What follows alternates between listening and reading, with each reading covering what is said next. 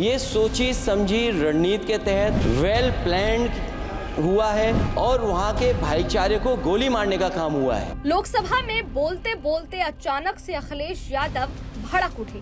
संभल की घटना पर समाजवादी पार्टी के राष्ट्रीय अध्यक्ष अखिलेश यादव जब लोकसभा में बोल रहे थे, तभी सत्ता पक्ष की ओर से बैठे किसी सांसद ने कमेंट कर दिया, तो इस पर अखिलेश यादव तमतमा गए।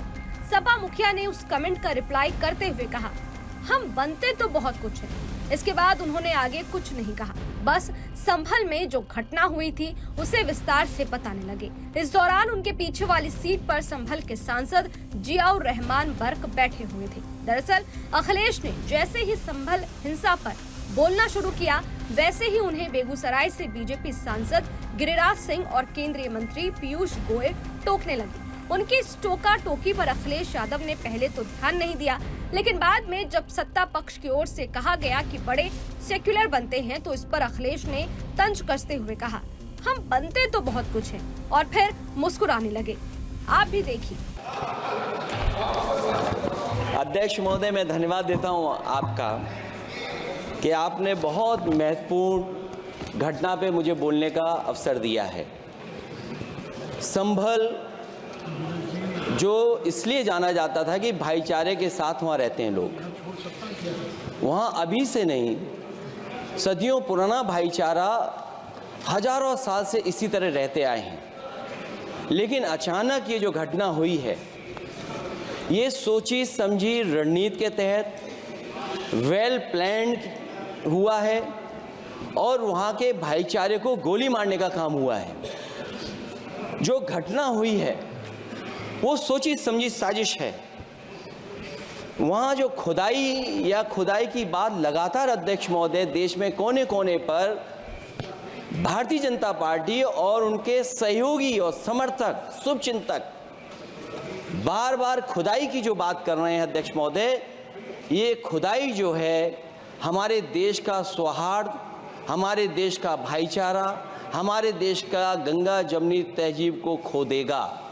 मैं आपका धन्यवाद इसलिए भी देता हूं कि इस महत्वपूर्ण जो साजिश हुई, और वो साजिश सोची समझी इसलिए मैं बोल रहा हूं।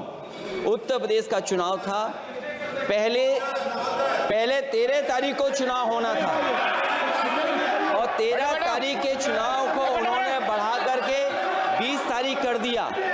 और इस जो घटना है मैं आपके सामने पढ़ना चाहता हूं। अध्यक्ष महोदय, ये यात्रा रुकी क्यों नहीं है? यात्रा ले जाओ दूसरी तरफ।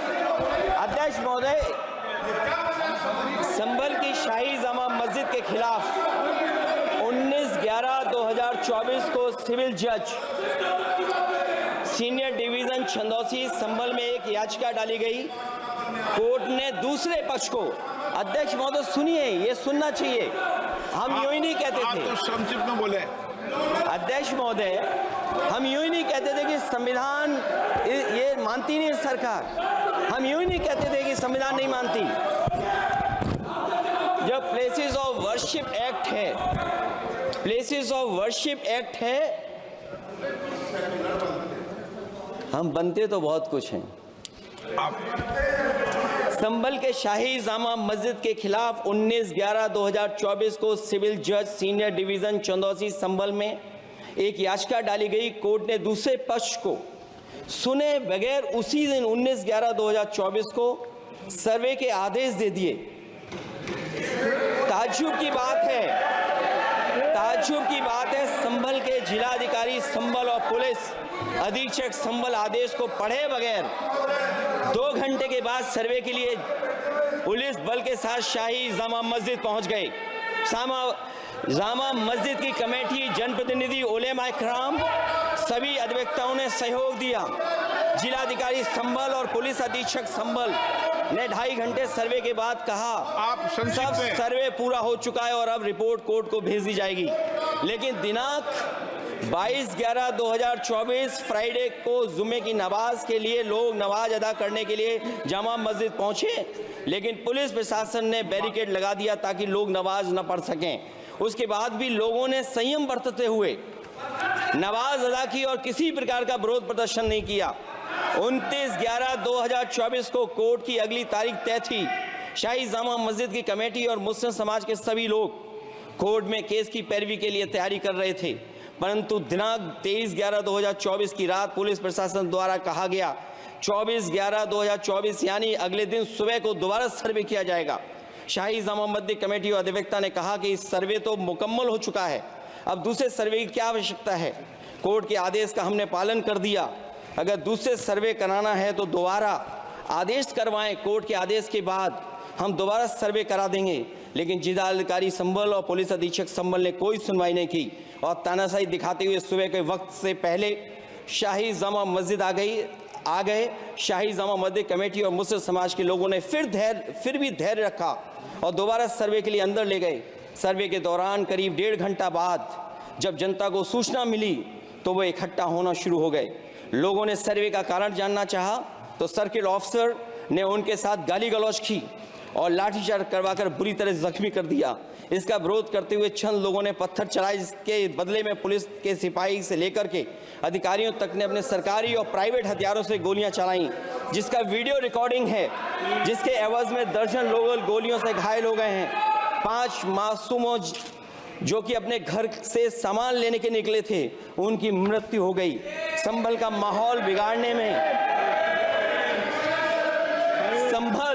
संभल का माहौल बिगाड़ने में याचिका दायर करने वाले लोगों के साथ पुलिस और प्रशासन के लोग जिम्मेदार हैं। इनको निलंबित किया जाना चाहिए और हत्या का मुकदमा चलाया जाना चाहिए, जिससे कि लोगों को इंसाफ मिल सके और आने वाले समय में कोई इस प्रकार की संविधान के खिलाफ और गैर कानूनी घटना को अंजाम न दिया जा सके। अध्यक्ष महोदय, ये लड़ाई दिल्ली और लखनऊ की है। No, please. कभी दिल्ली पहुंचे थे जिस रास्ते, वही लखनऊ वाले उसी रास्ते पहुंचना चाहते हैं। अध्यक्ष महोदय, मैं धन्यवाद देता हूं आपका कि आपने बहुत महत्वपूर्ण घटना पे मुझे बोलने का अवसर दिया है। संभल जो इसलिए जाना जाता था कि भाईचारे के साथ वहाँ रहते हैं लोग, वहाँ अभी से नहीं, सदियों पुराना भाईचारा हजारों साल से इसी तरह रहते आए हैं। लेकिन अचानक ये जो घटना हुई है, ये सोची समझी रणनीति के तहत वेल प्लान्ड हुआ है और वहाँ के भाईचारे को गोली मारने का काम हुआ है। जो घटना हुई है वो सोची समझी साजिश है। वहाँ जो खुदाई की बात लगातार अध्यक्ष महोदय देश में कोने कोने पर भारतीय जनता पार्टी और उनके सहयोगी और समर्थक शुभचिंतक बार बार खुदाई की जो बात कर रहे हैं अध्यक्ष महोदय, ये खुदाई जो है हमारे देश का सौहार्द, हमारे देश का भाईचारा, हमारे देश का गंगा जमनी तहजीब को खो देगा। इस वीडियो पर आपकी क्या राय है? ये वीडियो आपको कैसा लगा कमेंट बॉक्स में जरूर बताइएगा। बाकी देश और दुनिया की तमाम खबरों के लिए देखते रहिए न्यूज नेशन। शुक्रिया। न्यूज नेशन अब व्हाट्सएप पर खबरों की ताजा अपडेट के लिए न्यूज नेशन के इस QR कोड को स्कैन करें।